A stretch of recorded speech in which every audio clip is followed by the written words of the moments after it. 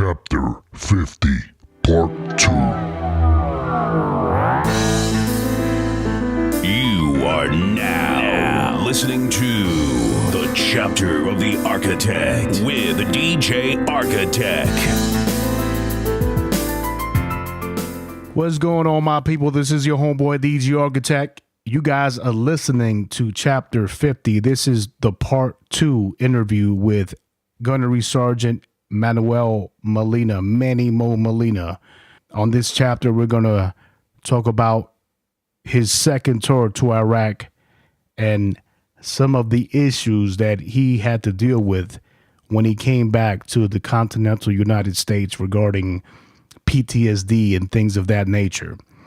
Once again, it was a pleasure speaking with Gunnery Sergeant Manny Molina, and we're going to go ahead and jump into part 2 of chapter 50. He was a little weird also. You know what, though? He was, but that motherfucker knocked out. He was very opinionated. He was. But he would only let you know if like you asked or something, you know. Yo, let me tell you, Manny. I had a lot of fucking dealings with this guys, man. Like him, I fucking marched this guy to that fucking engineer hill over by CST for this motherfucker to try to fake the funk. Oh, I woke up late, so everyone else had a hump. So I walked this son of a bitch. I said, well, bring me your gear. We're going to go up and down that fucking hill. I damn near killed that son of a bitch. Man. I said, okay, you want to skip this hump? All right, let's go up and down this fucking hill with all your gear. Hey, man, but when we were in Iraq, you remember Ridenhour, this kid named Ridenhour? He was a big kid, man. He was a Lance Corporal, man. Okay, all right. But anyways, me and this kid Ridenhour had gotten into it, man, and I had to lock this kid's fucking heels. But unfortunately, we had gotten some hooch. And the motherfucker was being disrespectful. And then eventually the motherfucker went to sleep. So what Simpson did was, Simpson being my Marine, the same Marine that I thrashed, he woke him up and he said, hey, come out to the back. I got some more liquor. And when he brought him out to the back, he knocked him out. That was good, huh? Yeah, man. And then the next morning he comes up to me, he goes, hey, Sergeant Lopez, hey, don't worry about him. I laid his ass out last night. And I was like, yo, I said, you can't be doing that, man. I said, but go looking out. You know what? I think people, Marines know leaders among us, and they knew who to follow. Mm-hmm. One of my incidents that I ran into was, I don't know if you were there or not, but, and I don't remember these guys' names, but, they kept getting at each other's throats to the point that I was like, you know what? You motherfuckers just need to fucking box it out. Right. That's what we used to do in the olden days, so that's what you motherfuckers are going to do. Right. And sure enough, we put them by themselves. I didn't want anybody to be a fucking spectator or a fucking little loudmouth. Just them. Boom. Right. And then they went at it. They wrestled like a couple little wrestlers, and then they squashed it. Yeah. But that's what they needed. They needed to get that frustration out of their bodies. And you know what? They didn't really have too much hate in their soul because, like I said, they wrestled. They didn't fucking throw. They didn't throw blows. Punches. They didn't throw blows to spill blood. Yeah.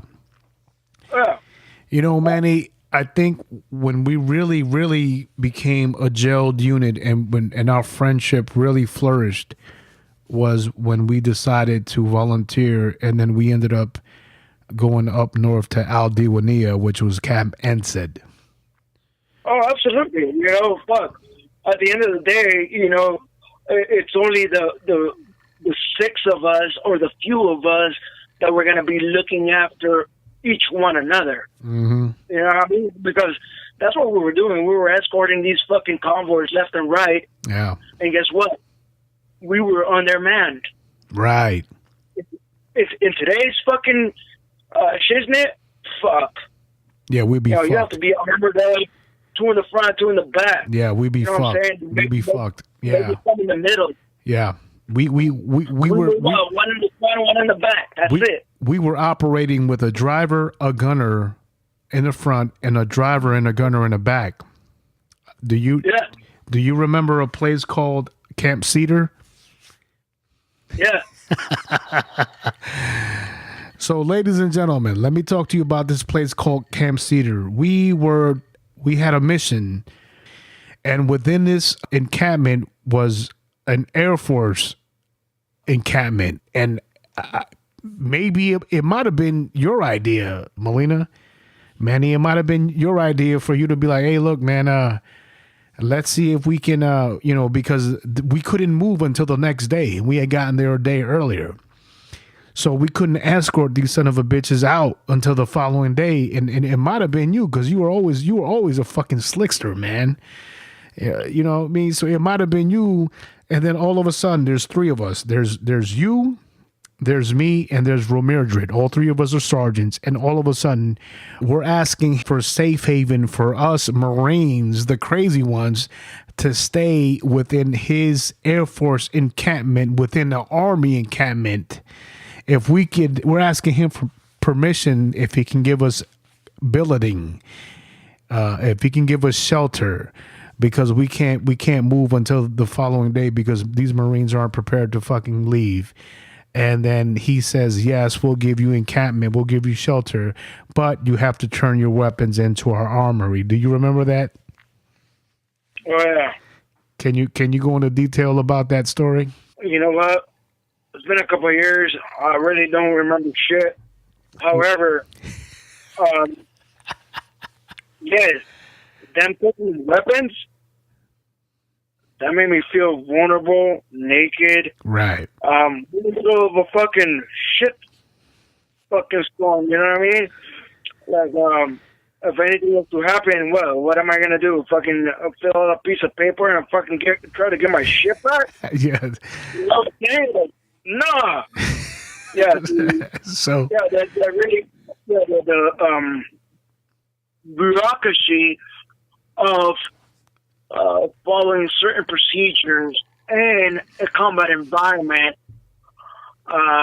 certain individuals don't need to practice those tactics. Yeah, we weren't doing it. So what we did was we grabbed the Lance Corporals that were with us and we set up a fire team schedule, and we kept the weapons outside of their encampment, inside of our vehicles, and we had a Lance Corporal watching those weapons. And that's the way we did it. Now, the glorious aspect of being inside of combat area Air Force encampment was that they were 4-man tents with a refrigerator, with an air conditioner, and they had mid-rats. And guess what, ladies and gentlemen? Because what was that? I said flushing toilets. Yes. They had a flushing toilet. Yes, but most importantly, because we were convoy security, we had access to liquor. So we are connoisseurs. So Connoisseurs. so Manny Mo gets ripped. I mean, ripped. I took a ball to the head and dude, you got ripped. I mean, we're talking about liquor. Obviously, is not permitted when you're overseas or in a fucking theater. Now, I'm not saying that any of the stuff that we did was right, because it wasn't. It wasn't. Yeah. Yeah. But we commandeered beverages were to our liking, and I just happened to indulge a little bit too much to the point that I was non-functioning at all. At all.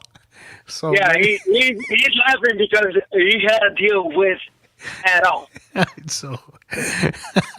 so the reason why I'm laughing, ladies and gentlemen, is because I have some of these photographs somewhere tucked away inside my ammo can, and every time I look at those photographs, I start rolling, and I say to myself, son, what happened? So just imagine this, ladies and gentlemen. So we're in the middle. I just need a little bit of liquor first to talk to the ladies, all right? Hey man, so we were trying to get some mid-rats, and then we quickly found out that it wasn't going to happen. Like they had some some real hot chow. We're like, oh shit, they got burgers, they got fries. Holy shit, yeah. Let's go. And then we're like, Manny, all right, let's go, Manny. And then the moment Manny gets out of the tent, he trips, and we're like, oh shit, all right, Manny, let's all right, cool. Let's just help them walk to the tent where they're giving out the mid rats, to the chow tent. All right, cool. And then we quickly found, like, we didn't get halfway there, because then there was a captain, Air Force captain, that quickly noticed that this motherfucker was under the influence, and we're like, hey sir, he's sick. He's sick. And then we would say, yo, fuck, let's turn around, let's take him back to the tent. And then your ass kept insisting, hey, I want to take a shower. Nah, man, hell no. We're keeping you here. And then what happened was you threw up on yourself. And then we were like, damn, now we do got to take his ass to go get a shower. We're like, fuck, dude. So now, you like your green shirt, you're in your skivvy shorts. Like, fuck, dude. We can't let this motherfucker like sit here all fucking night. The whole tent's going to smell like cottage cheese. We gotta fucking somehow get this motherfucker to the shower.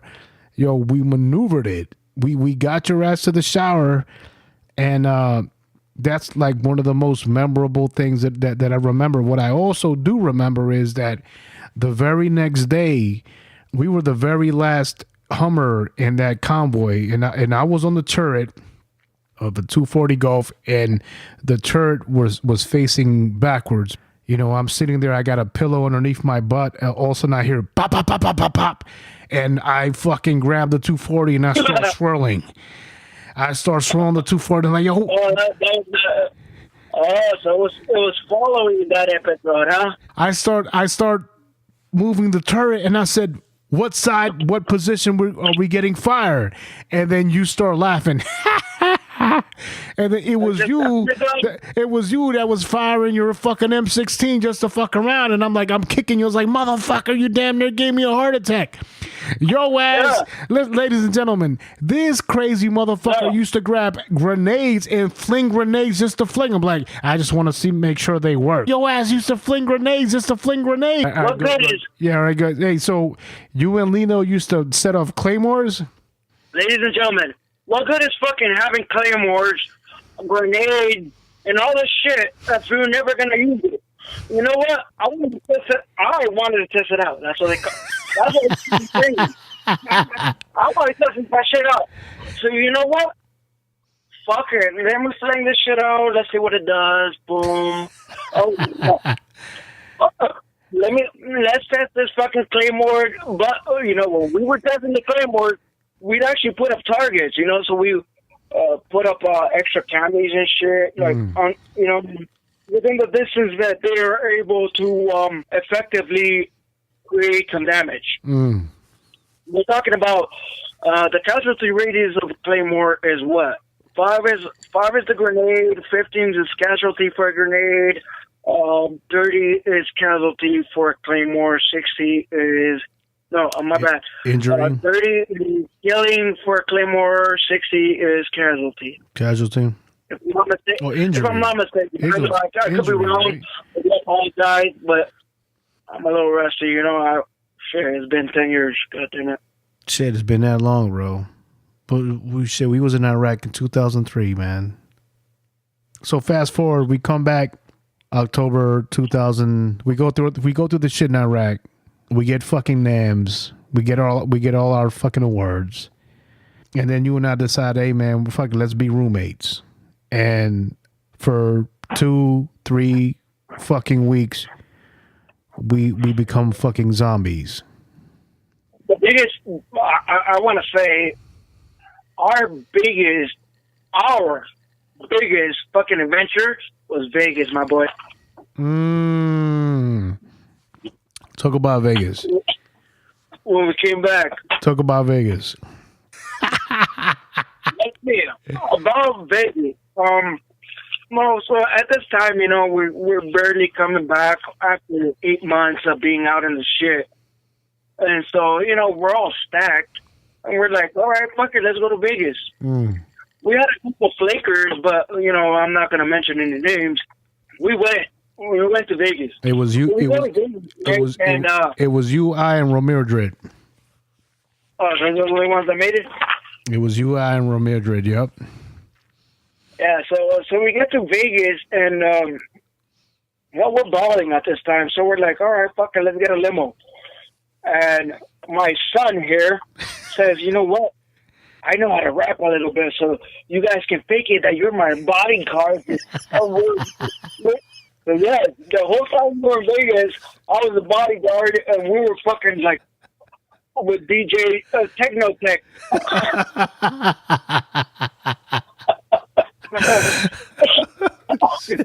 Over here.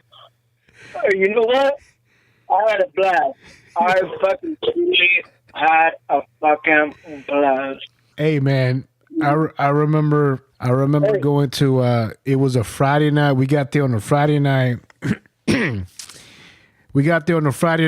We was still all single. And it was you and I, Ramiro, and we were mooning people on the way to fucking Las Vegas. We were out of our minds, and then we get to Spearmint Rhino Club, and we shut that bitch down. Yes, because we were tipping the girls with Saddam Hussein money. Hey, bitch, here you go. We were making them hundreds fly.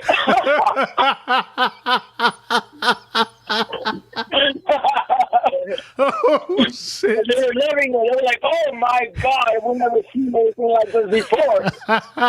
We were like, yes. Yo, we were, well, we were telling them, hey, look, we were telling them, hey, look, we just got back from Iraq, which we weren't lying. We technically within the last 48 hours, we were in fucking Iraq. And like, look, hey, baby girls, we we're Marines. We just got back from Iraq. Bullshit. What? Yo, and we just started throwing down Iraqi money. Like, yo, bow. Fucking respect. And then, listen, I remember the fucking manager coming up to us and like buying us drinks. As like, hey, you guys are Marines and you guys came back. Yeah, man, we came back. Listen, man, here's a couple of Iraqi dinaries. Yeah, man, we just got back from Iraq, man. He goes, hey, man, cool. You guys are straight. Listen, I remember going to sleep and waking up, and it was like maybe 8:30, maybe 7:30 in the fucking morning, waking up, and I was like, and the motherfucker let us sleep inside Rhino's fucking strip club. And I remember waking up and I was like looking around like, what the fuck? And then the switch of strippers had like taken place. They were in the middle of like roll call, You better check it out. Okay, so we wake up, right? And all of a sudden the money value just isn't worth anything anymore. They know. No, check this out. Yo, check this out. I remember this one broad that I had been like, kicking it with for a minute. I remember me. I get up in the morning. I get up. Oh shit, they doing changeover. Let me go in. Let me check out. You know what I mean? The new prospects. And I go to the bartender. I'm like, yo, man, let me get 3 Heinekens real quick. So I passed one out to you, one out to Ramedrit, and I pound my Heineken. I said, yo, give me another 2 more real quick. So as they doing a Passover, they turnover, they giving like, yo, this boom boom. So I go to like one of the honeys and I'm like, yo, boom, what's up? What's your name? And then the chick that I had been talking to the night prior was like, yo, don't fuck with this motherfucker. Don't fuck with him. This motherfucker's this motherfucker gonna break your heart. Don't fuck with him. He's all talk. And I was like, yo, baby girl, go home, go to sleep. Now, what's your name?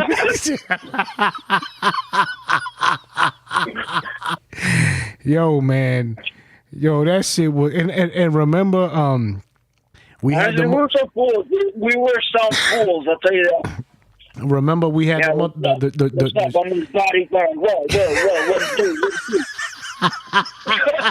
yo, we had that chauffeur driving us up and down the strip for like 2 hours, man. Oh, yo, that's right. Yeah, because the limousine guy, he was wrapped into the fucking story. He's like, oh my God, these guys are fucking artists. And, you know, I better serve them right. So it was the limousine guy that was getting us into everywhere. Right? Yeah. Oh my goodness, man. Oh, that's when we met Cat Williams. Remember we met Cat Williams at the motherfucking roulette? Oh, we were playing blackjack. Yeah. Oh, yeah, you got a picture with that fucker. Yeah. Yeah, man. He was over there playing blackjack, man. But hey, man, so let's fast forward real quick, man. So when did you end up going back to Iraq, brother? What year? All right, so we were there from 03 to 04, and then I went right back. Now, when I went right back, I went with the fucking with the mission. You know what I mean? I went with the actual infantry unit. I wasn't in support anymore. So, yeah, hell, the first weekend that I got there, we did left, seat, right seat is what they call it, for them to introduce you of what the town looks like and whatever the fuck. Well, let me tell you, that didn't work because as soon as the rest of my peeps came in, shit just fucking blew up. So it wasn't like an easy transition for us. No, we just went right into a middle of fucking firefight. And that firefight lasted a good 12 hours, if not more. 12 hours, if not a day. You know, and during that firefight, some of the things that I learned is, you know what, we're in the military, police, you ain't got no jurisdiction, and we're going to kick in your door and take your guns. Right. Boom. You know, if you try to point that shit at me, I'm going to put you down. Boom. So it's a vicious fucking thing, you know. And then furthermore, you know, that's when all these vehicle IEDs and bullshit started happening. So therefore, I had to give out a command to destroy a vehicle that was, actually it had already been taken out. Right. You know, because, the driver was disabled. However, he was coming into our territory. And so I gave that command to destroy the vehicle. Right. You know, me being the squad leader of the demolition team, for them to fire a rocket into that vehicle. Right. We carry a couple of different types of rockets, and one of them rockets just happens to be anti-tank rocket. And the way this rocket functions is that when it first hits its target, it is designed to be able to tell whether that's a soft or a hard target. Yeah, if it's a hard target, it's going to penetrate so much into it before it actually detonates. Mm-hmm.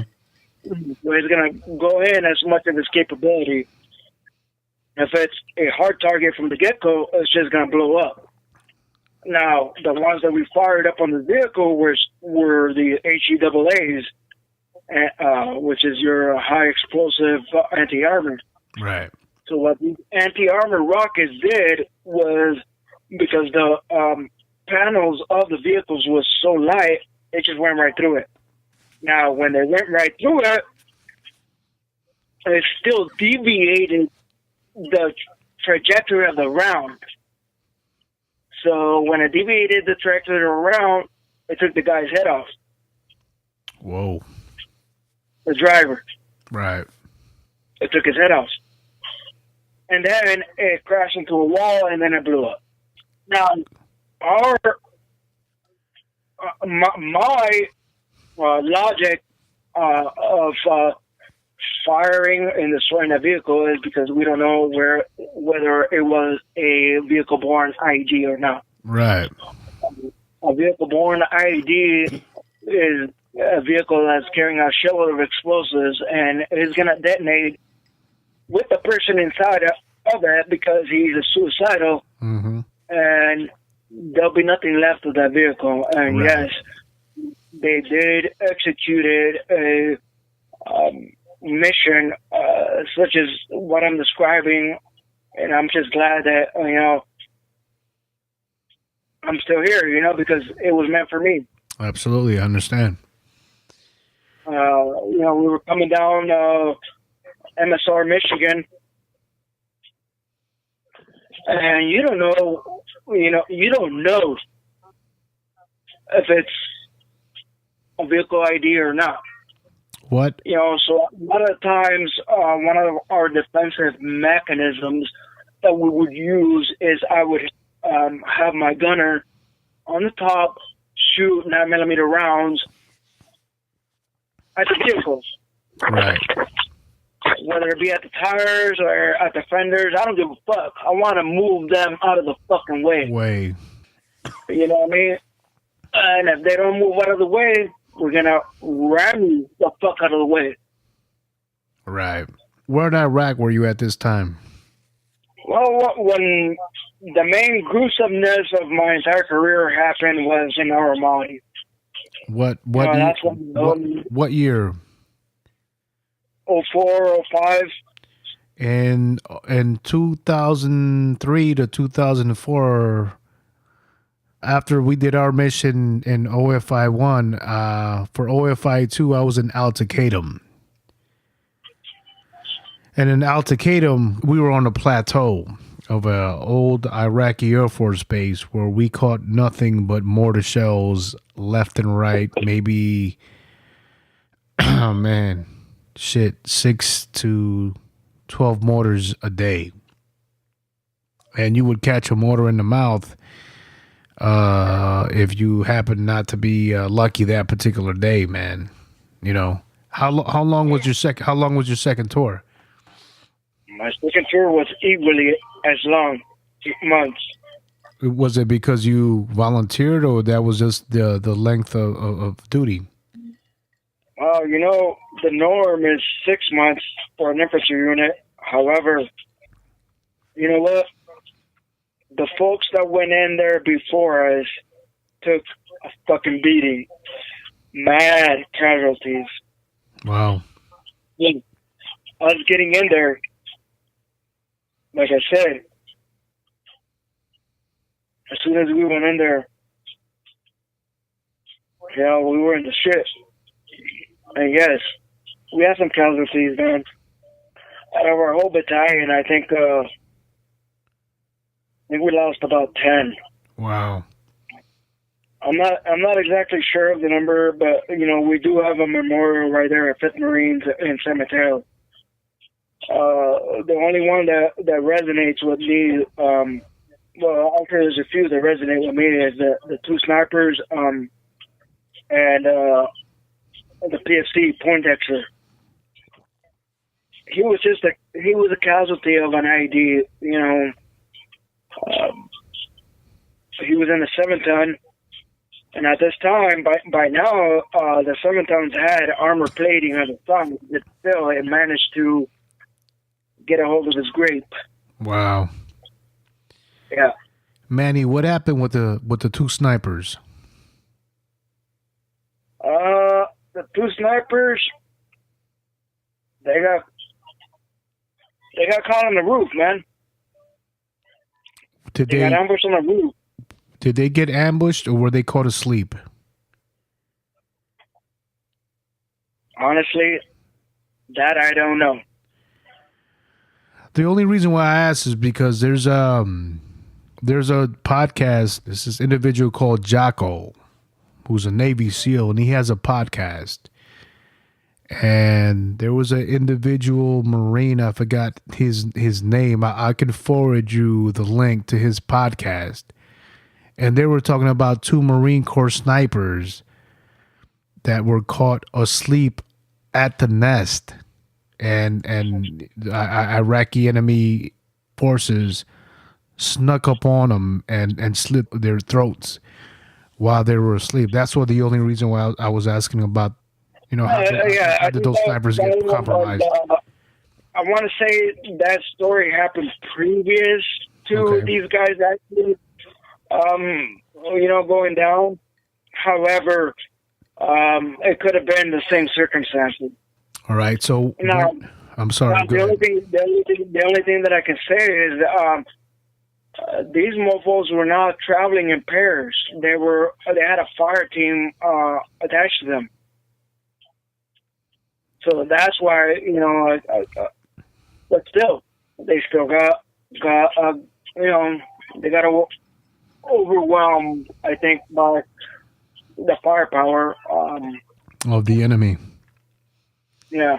Yeah. And even with support, I've known of some of us getting pinned down, you know what I mean? So it's not unheard of. Right. Hey, Manny, you're a recipient of a Purple Heart. Yeah, I was doing a vehicle patrol. I was a vehicle commander during my second tour in Iraq, with 5th Marines. And you know what? I'm glad, in a way, that it was only me and my dismount in the back, my passenger in the back, that were injured. Right. What happened to him is that whole window caved in, because the windows are bulletproof to a certain extent. Right. The whole window went in and it fucking just gashed him up. Me, I just caught the debris, which fucked me up. Right. I was good, man. I was very shit. Threatened me with a good time. Manny, I want to say this, man. I want to say I feel so grateful to, number one, know you, and then number two, to be able to have ascertained the knowledge that you obtained through your schooling, and then you pass it on to us through your training, man. Because listen, there are a lot of things that I want to talk about on this podcast, on this particular event while you and I were in combat, but I don't want to bring up certain things. But we did a lot of stupid things. A lot of stupid things. A lot of stupid things. A lot of stupid things. Ladies and gentlemen, nothing that killed anybody, nothing that put anybody's lives in jeopardy except ours. Except ours. Yes, we put ourselves at the mercy of our enemy. Yes. Because we actually went to look for them in a matter of speaking, that's exactly what we did. Yeah. We were looking for that. Yeah. We probably found them, many, but the uprising of venom on their end wasn't as potent as it is now. So that's why our heads weren't on stake. But we did some stupid shit. Some real stupid shit. We broke out from the command without letting the command know where we were going, with minimal amount of support if we got into a firefight, and they had no idea where we were. We had no comms, and really we were pretty much looking for the enemy is what we were doing on some real dumb, In a way, yes. Dumb shit. And if we were to got into a compromising position, we would have been out there by ourselves. And by any, would have been fun. Yeah, by any means. Do you remember the area that we went into unsupported? Do you remember the name of the area? Actually, I do not. Yeah, man. We did some real stupid things, man. But yes, I know that we went out and beyond our jurisdiction or AO, really. Operational Command of Enforcement. Yeah. And we would have been... You know what? The reason we did it is because I think we were all in agreement, the people that went out there. Furthermore, we all wanted to have some beer and ice. Yeah. Yeah. That's what it came down to, you know? Yeah. Yeah. I think the Providence, those locations that we lurked into, and the clandestine type of formation later on became some of the hot spots with IEDs and the whole. I'm gonna tell you, it shady as a motherfucker. You already know. Yeah. From the get-go, you know. Yeah. I'm just glad we survived it. Absolutely. I gotta say about that.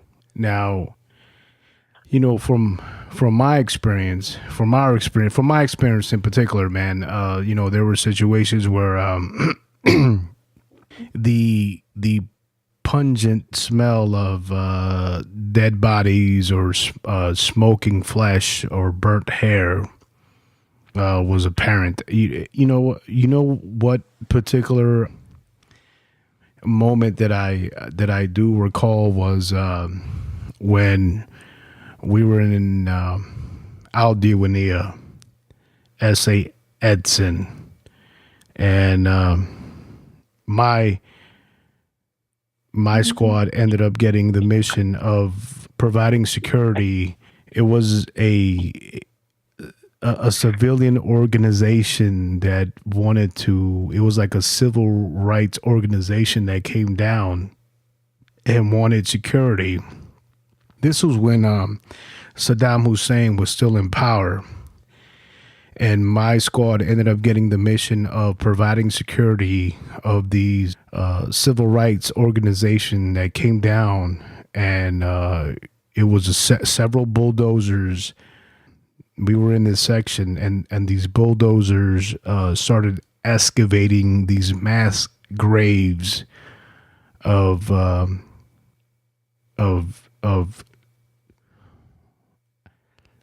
people who had been murdered by Saddam Hussein's regime. And these bulldozers, there were people present that had seen the execution of these innocent people, and their family members were present. And they were numbered in the hundreds. And it was a small unit of us, of Marines, that were there to provide security. And it wasn't enough of us, because the moment that these excavators started pulling dirt out of these mass graves, the skeletal remains started to come up. And, there were skeletal pieces with they were surrounded with clothing and identification cards or chains of identification were still hung around their necks. And they started identifying these victims, and these hundreds of family members started to just an outburst of sorrow and crying.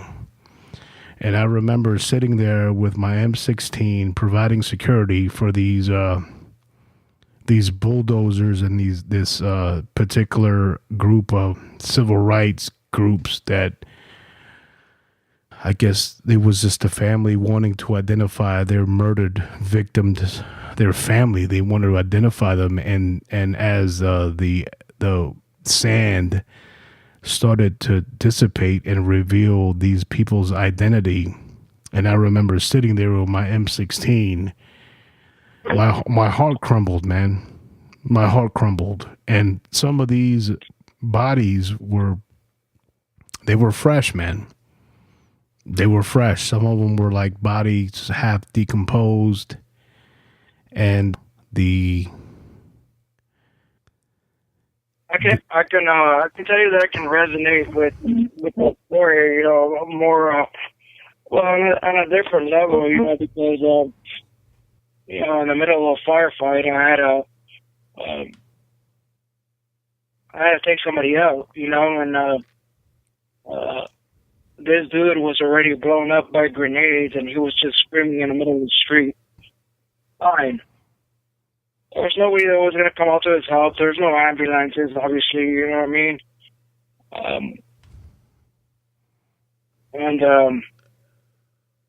Yeah, I took him out. You know, in my mind, I was like, if that was me, I would want somebody to do the same for me. Yeah. Yeah. You know, but what right do I have to do that? You know what I mean? That was just me thinking about me, if that was me. Right. However, going back to what you were saying is that that very next morning, yeah, man, that's what sticks with me, and will always stick with me for the rest of my life is the screams and the sorrow from the family members. You know what I mean? Yeah. I cannot ever erase that. Now that was just one experience, you know, that I had, but I think that there was more, you know, and some of them were actually combatants. And you know what? We were talking about that lake that we went to, and you know, because we did set up security there. The remains and everything that was left over from well, everybody else running through there. You know, I took pictures and stuff like that. Not that I have them because they didn't develop them due to the graphic nature of the photographs. Yeah. You know, because you know, at one point there was shit that you want to see in the movies. You know, fucking for example, a big sized bullet head right into somebody's cheek, and all you see is the skull of it, or maybe just the half of the body with just the spinal torso just hanging out. You know, you remember. I had this thumbnail drive, and I plugged it into the computer, and my wife was there, my sister-in-law was there, and I started thumbing through these photographs, man, and it immediately brought me back to Iraq, man. It was like enemy combatants with, flies surrounding them. And, you know, I think in a way that's why there's a reason that they tell you not to bring that shit home. You know, and that's when it becomes contraband is because they're trying to help you in a way, you know? The thing about it is that several months later, I don't know why, several months later, I plugged in that thumbnail drive and the photographs were gone. They were like they had disappeared. And I think it might have been my wife that had probably deleted those photographs and I didn't complain. I didn't say a word. I just I didn't want to see him. I don't know why I plugged that thumbnail drive in again. But one thing that doesn't escape me is the smell or the memories.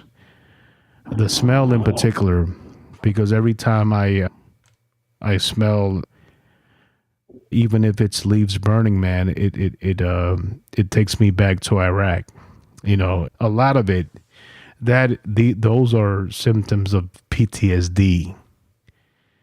Constantly being shelled and being shot at, and your life is in extreme danger. And then seeing a Marine getting killed by a mortar. I can tell you that because I lived it. I Soldiers is a survivor because we were trained properly, And then the fact of the matter is that fucking mortar round that exploded was only 5 feet away from me. Right. Right. Could have been, right. What I mean? And then here I am, putting pressure on this guy's neck so that he doesn't bleed out. Right. And then, you have this issue with survivor's remorse where you say, well, I was within the killing zone of a mortar, but by the grace of God, I'm still here, but he's not. And at the end of the day, you know what? It was me, the one that was trying to avoid coming back by volunteering. You know what I mean? Right. Listen, Manny, our second day, we're in Al-Taqadim, and we're on a plateau of old Iraqi Air Force base. And by chance, these guys, they would mortar us constantly, every day. And by chance, these guys, they hit our ammo supply point. It was a first or second night.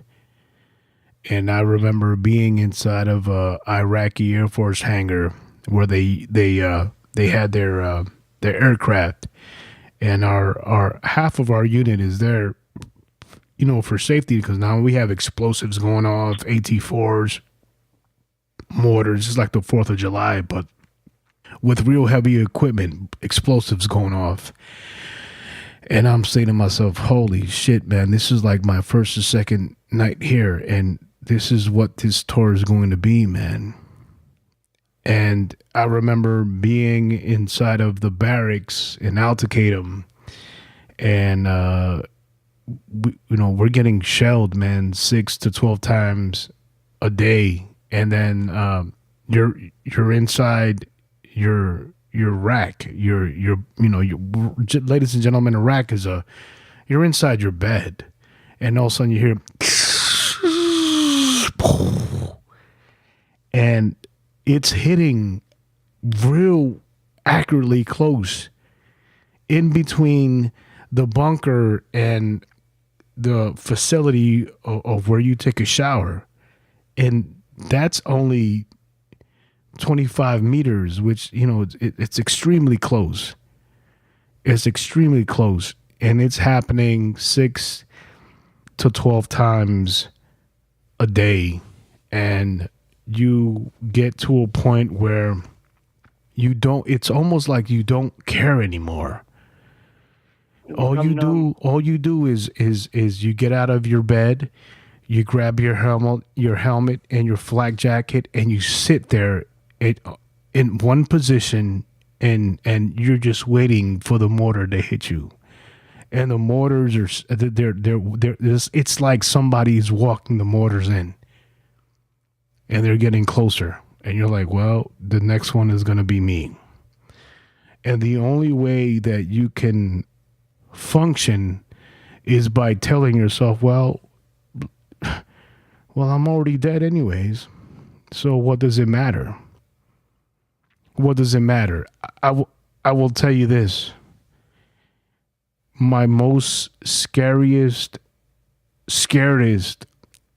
point with both tours, specifically in Al-Taqadim, because we were getting mortared so many times a day, was because Al-Taqadim was an old Iraqi Air Force base. That's where a lot of the troops were land, because it was an Air Force base. It was a stretch. It was an Air Force base. So the airplanes would come in blacked out. That means that they had no lights, nothing. You couldn't see the airplanes when they would come in or take off. And I remember my last night in Al-Taqadim in 2004, February, and we were all lined up. It was a bunch of Marines lined up, and we're getting into this C-130.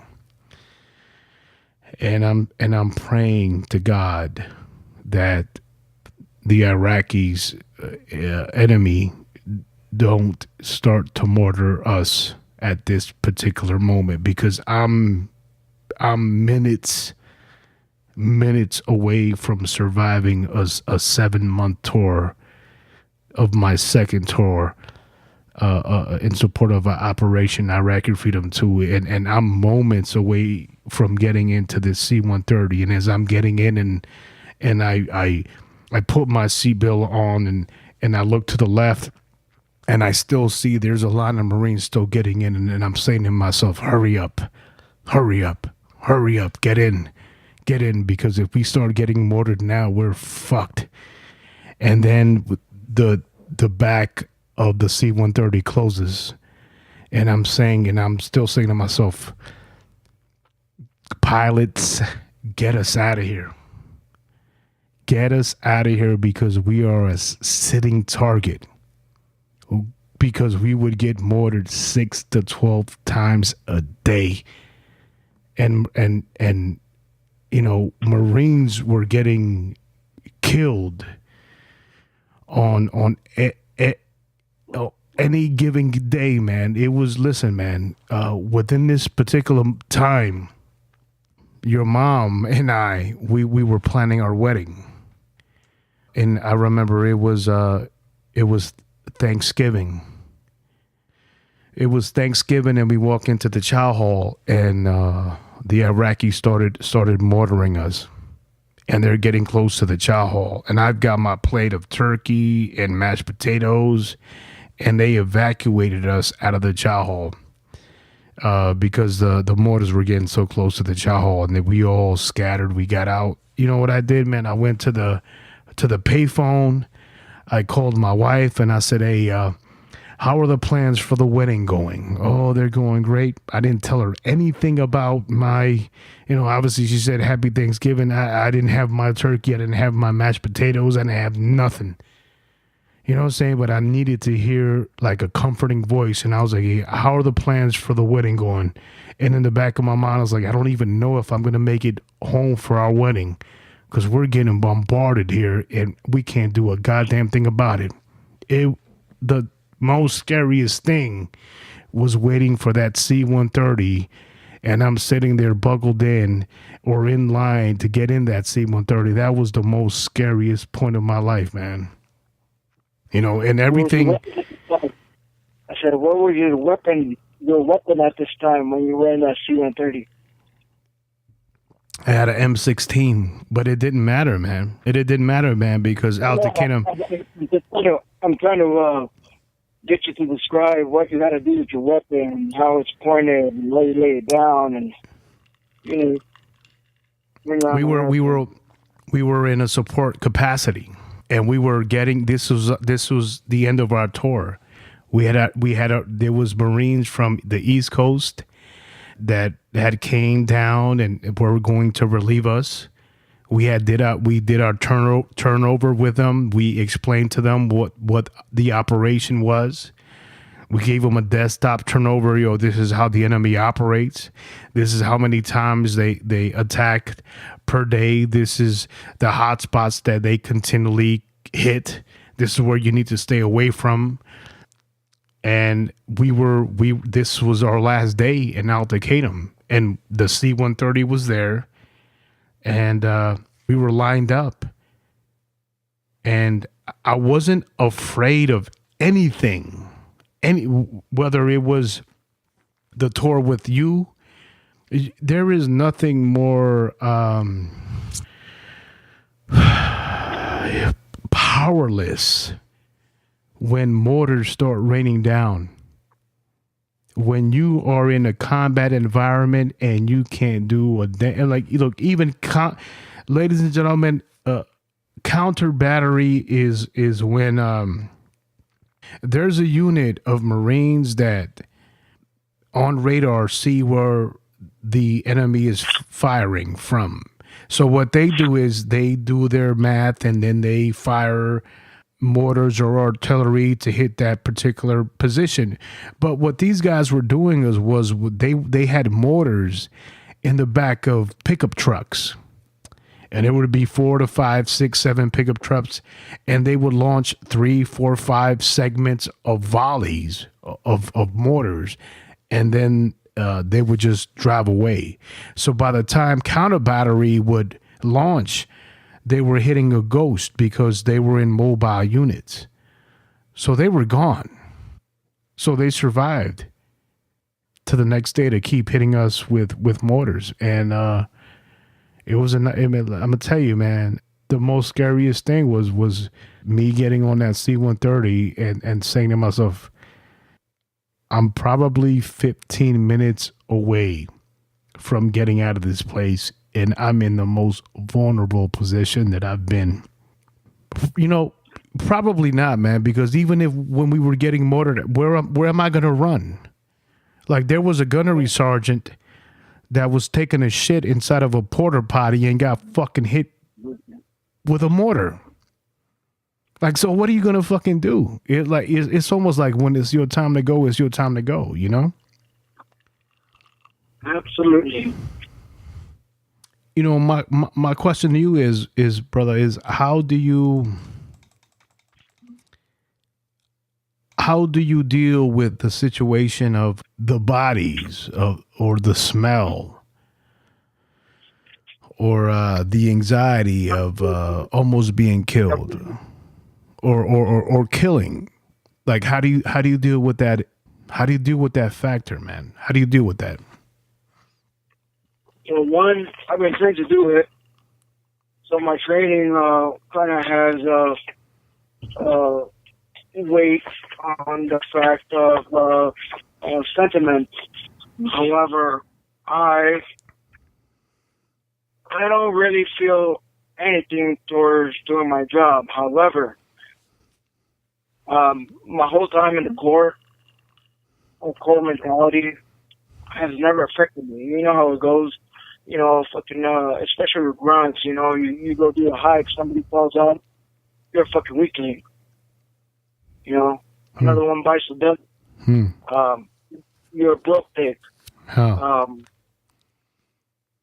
Well, that never resonated with me until you actually become the weakling and you actually become, you know, the undesirable.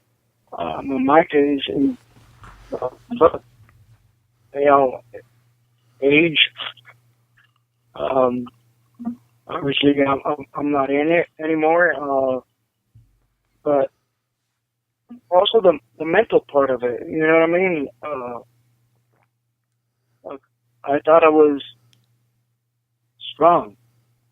I thought that I was good. However, you know, every single time that I went on deployment and I came back different. That I know for a fact. How so? How so? I remember coming back one time, and you know, here I am in my house. My brother's still in the Navy at this time. It's my first deployment, and I come back, and it's more of the irritation that one gets with people, you know, over whatever it might be. It could be something stupid. However, I reacted. My reactions put blows on my brother, you know, and it was uncalled for. I just reacted because I was either angry or upset about something that just resides with me. It still does. And that's why, yeah. Hey, so Manny, so you were saying that you had you had a short temper with your brother. Yeah, my experiences and everything else, has definitely affected me without me even noticing it. I notice it now, because it's all the aftermath. And I know how to deal with it to a certain point. I know how to. By me dealing with it is if I can talk to the person and bring them to sense, I can do that. Otherwise, I just have to step away and have somebody else handle it. I don't try to be confrontational with them. I mean, at the end of the day, yes, I'm the one that has some training. You know what I mean? Do you feel you have symptoms of PTSD? Absolutely. And yes, those symptoms of PTSD do get triggered by your life events. Example, I got robbed at gunpoint. However, you know how I approached this? Because it wasn't really that. I was in the back. I was doing some shit, and all of a sudden I hear, no, don't do it. It was the other manager that was there, because the guy, he came in the doors, masked up, with his gun drawn already.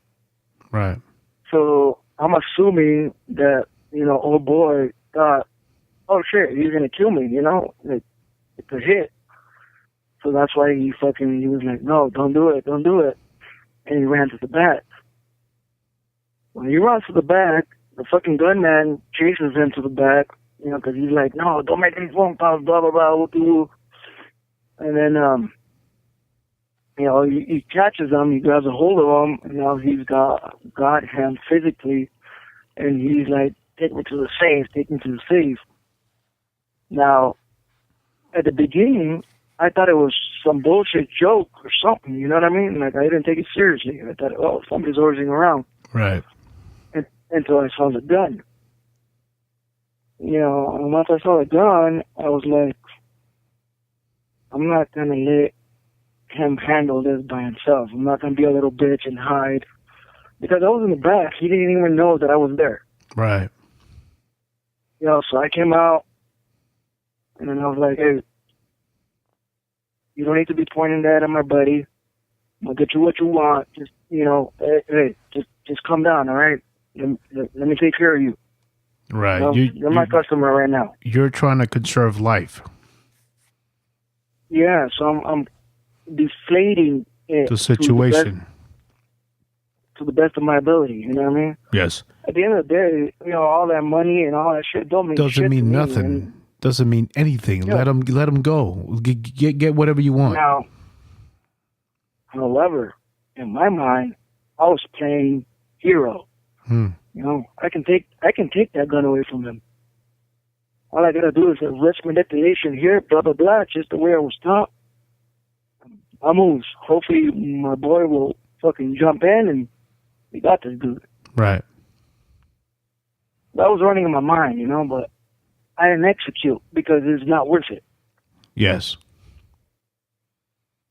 And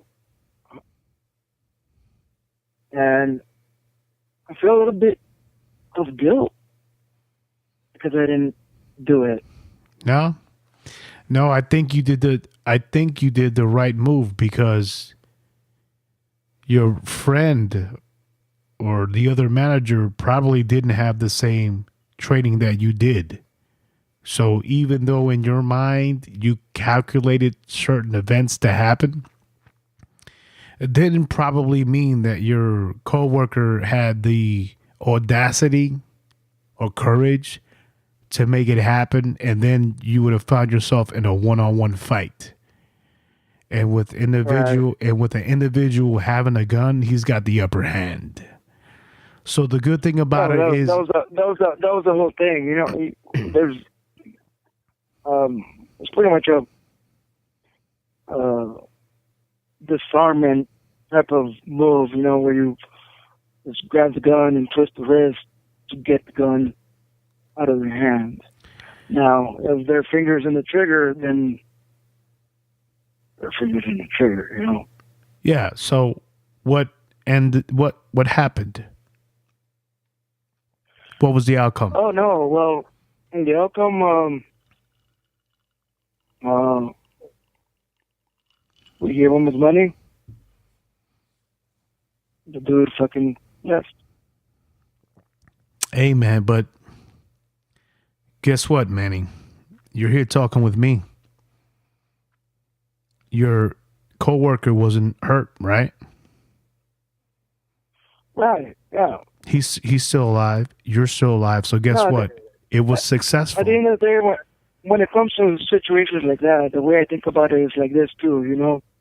I'll give up my life on the battlefield any day than to be cheaply robbed by some bullshit like that. Yes. You know what I mean? Yes. Yes. Absolutely. And, you know, a lot of times that's something that, you know, that robber will never understand, even if I wanted to explain to him, hey, dude, you know what? You don't have to shoot me, you know? You know, I'd rather go out and fight and fucking get shot out there. You know, you're not going to do it because you're a little bitch. I'm going to tell you a sad story, man.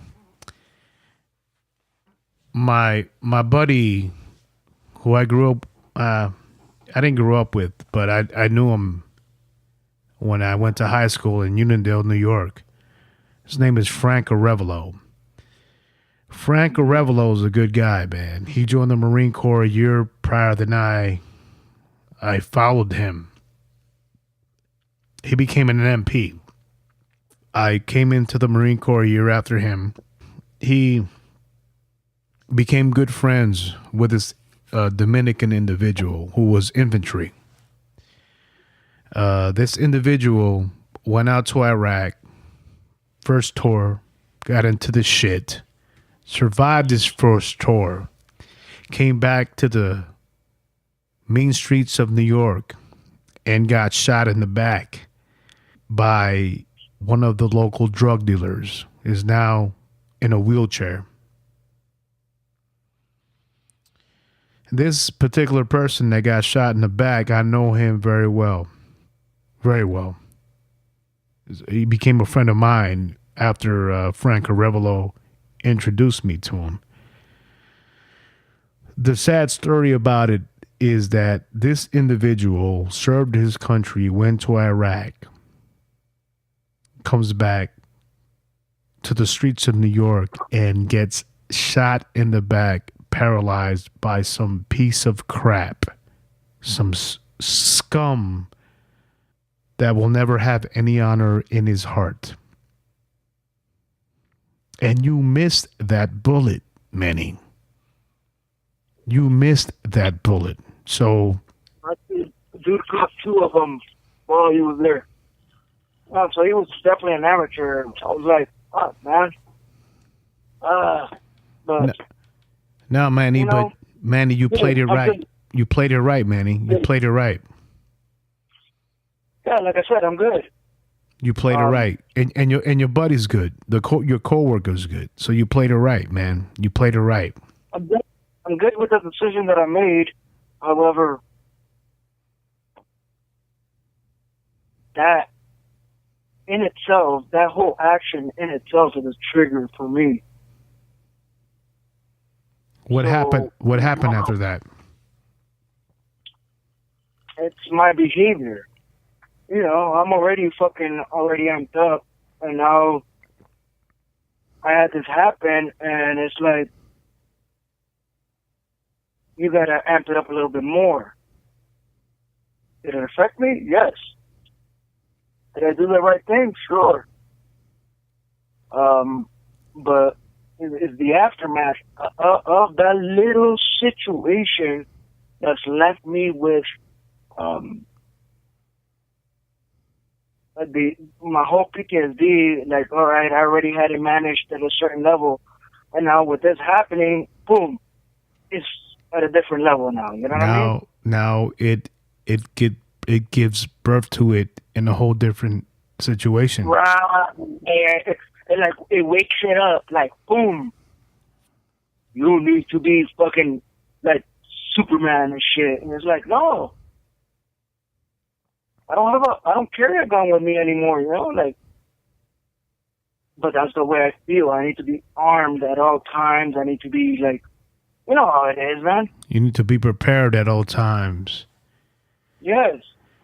You need to be sizing people up at all times and take the corner wall and look for the exit and where's the closest knife. You know what? When I came back from my tour and actually, yeah, it was my second tour in Iraq when I went with 5th Marines. I came back fucked up, dude. And the only reason I know about this is because, yes, I try to put all that in that closet, you know what I mean? And the only reason I get, or I know about it is because of the people that were close to me at that time.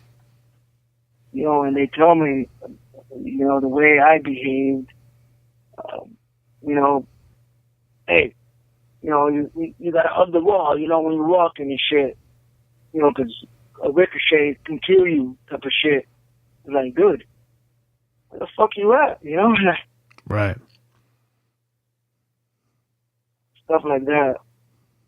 Manny. You know, just being extra vigilant, that whole anti-terrorism training that we've always gotten, you know, don't ever use the same patterns and stuff like that. Oh yeah. Fucking definitely resonates and fucking will stick with you, let me tell you. Listen, that is a symptom of PTSD is hyper-awareness. And you definitely show the symptoms from what you're telling me. And I'm not an expert. Are you getting the help to treat that PTSD, Manny? As a matter of fact, I want to go tomorrow because I'm already out of medication. You know that the reason that I'm able to function is because of my medication? I work in retail. I deal with people on the daily. You know how many of them piss me the fuck off? Yeah. Because of some stupid shit. I was telling my buddy, I'm like, all right, you know what? You go and buy a fucking can of Miller Lite, right? The price should be right there where you're picking up that can. So when you get to my counter, why is it that you have to ask me for that price again? How much is this? Right. So that kind of puts like that little bit of irritation, you know what I mean? Right. And then it builds up when I know that, you know, the customer is trying to save a buck, but me, I'm looking at it from another point of view of you're holding up my line and I got a fucking line going out the door and here you are fucking, you know, and I'm trying to help you, but you're over here scrounging for that penny, and it's fucked up. What you're saying is pay attention to detail. Therefore, I don't have to explain it to you. In a way, yeah. That's what it is. Like if you're gonna come up to my register because you're ready to pay, be ready to pay. You know, if you want me to take care of you and answer all your questions, then let me take care of you, but on this other side over here. You know, don't mix up the side because that's what is part of the shit that fucking irritates the fuck out of me. But, you know, at the end of the day, if you've never stepped into an AutoZone, you're not going to know how the shit functions. Right. You know, there's a line for returns and item lookups and bullshit. If you already know what you want, you just go straight to the register. If you would allow me to help you, man, or give you some of my points of views, then I'd love to help you, man. You know, and I'm not going to get into it with this podcast because we're already like 3 hours into it, 3.5 hours into it. No, I know. You know what? This podcast is taking a little longer because we're actually catching up on some shit. And the reason why we're catching up is because you and I, we haven't spoken in several years, man. So to me, it's a podcast, but I'm also catching up with my friend, you know, because Manny, I love you. You know what I'm saying? I love you like my brother. You know, there was a moment where I recall, if you don't mind me saying, at the time, my wife, who at the time was my girlfriend, we had went to a movie, and I come home to our apartment, and you got 2 loaded 9mm guns in your wayside, and you're drunk out of your mind. And my girlfriend is like, "Oh my goodness!" And I said, "Hey, relax, I got them." Go into the bedroom, and I come to you very softly, very friendly. And I said to you, "Hey, Manny, man, it's me. It's Los. Brother, I got you. Listen, I'm going to grab these guns out of your side, you know, out of your side pockets, and it's me. You know, don't worry. I'm not trying to kill you, but I'm just going to grab them, okay?" And I slowly grab the guns out of your holsters, man. We had just gotten back from our first tour from Iraq. When it comes to those issues and problems, I never saw them. You know what I mean? I didn't think I had problems. I'm fine. You know, I'm fine. I'm tough. I'm red fucking Marine Corps. Absolutely. Well, you know what I mean? But and I feel that our own training puts us in a situation where we don't want to speak about our problems, or you know, we don't want to talk about it. We are ashamed because we don't want to be that broke dick. Yeah, we don't want to come off as a weak person. At least that is in my case. You know, fuck. You know, I'm a gunnery sergeant. What the fuck? I don't have problems. A lot of the problems that I was dealing with my subordinates are some of the problems that I'm dealing with now. Right. Now, I'm glad that I'm not overseas dealing with these problems. You know what I mean? But yeah, I can totally see it now. You know, and I have to be very careful of it. I do have another friend of mine who's well, shit, you know, I do talk to some of my buddies that I went overseas with, and obviously there's more of a comfortability when talking to your peers, especially those that have been out in theater with you. Yes. You know, I don't have to lie to you. Mm-hmm. You know what I'm saying? Like, shit, it is what it is to me. You know, yeah, I do have my issues. I know that. You know, I try to manage it, you know, to the best of my abilities, and that's it. You know, Manny, our first tour was 2003. It was the initial push. Right. And you or I don't have to explain ourselves to anybody. The only people that are going to understand us is the people that went through those operations. Those are the people that we trust and we hold confidence in. And everyone else is a spectator. All we are here to do is to tell a story, and if it helps another veteran cope with their issues, then good, man. Then so be it. But people that pass judgment, I would challenge them is, hey, look, man, grab your balls, enlist, and put yourself in the predicament of danger on a daily basis. And then you're going to see my side or your side of the story. Until then, you have no goddamn right, because you have no goddamn clue. That's true, because when every day you think you might not come back, that's, you know, that does something to you. But, you know, I'm okay. Honestly, I am. However, I do need a little bit of help. You know what I mean? Like, I'm okay where I'm at. Let me tell you why you're going to be okay, man. Because people like me, your friends, are going to make sure you're okay. You hear me? Hey, by the way, speaking about that, yes, I've been following through with the whole paperwork and nonsense that I have to do for those peeps that you gave me to help me. Good. It's taking me a little while because my stability. I'm not stable.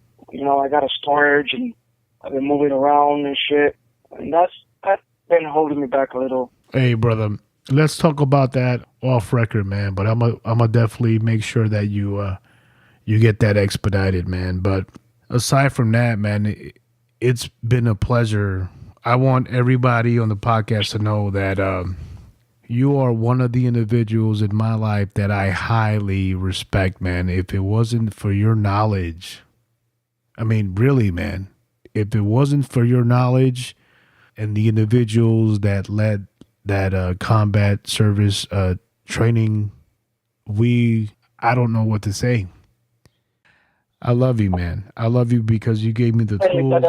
You gave me the tools to survive in a combat environment, and we survived, and we came back home.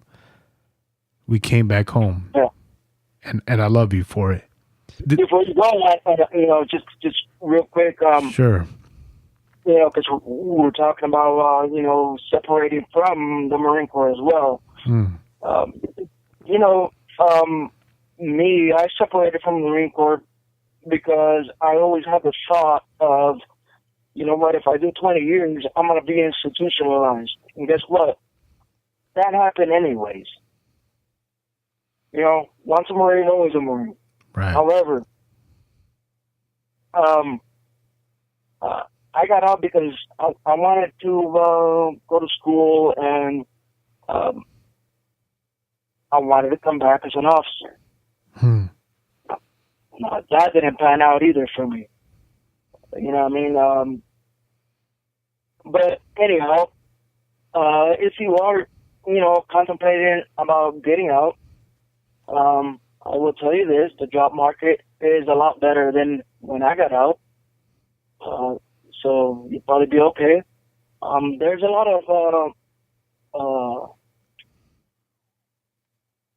resources that you can utilize, and some of them you will discover in your separation package when you actually go through it. Temps and TAPS, is it? Right, TAP and TAMS. Yep.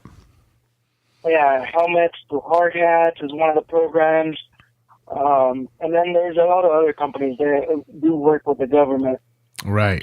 Also, gentlemen, if you're on your way out, ensure that if you have any ailments physically and mentally, make sure that you are keeping those records up to date with BAS, and do not care about what people think or say.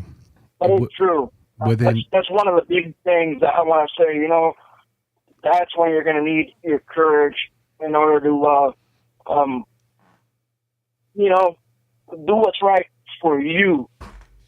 If you need to go to that BAS because your fucking elbow hurts, damn it, fucking go there. No, at the end of the day, it's about you. That's one of the things that I fail to do for myself, and because pride does get in the way. I'll tell you that. Take care of yourself, because I guarantee you, 5 to 10 years after the date that you get out, those ailments will affect you. And guess what? Those people that look at you in a negative manner will be battling the same issues that you're battling. So don't give a damn. If you are hurting in any physical manner, go to BAS. Have them documented. Who cares if your platoon sergeant, you're always going to BAS, you're a pussy, you're a punk, you're a broke dick. The Marine Corps is a very, very negative institution when it comes to that. They want you to be a macho man type of individual.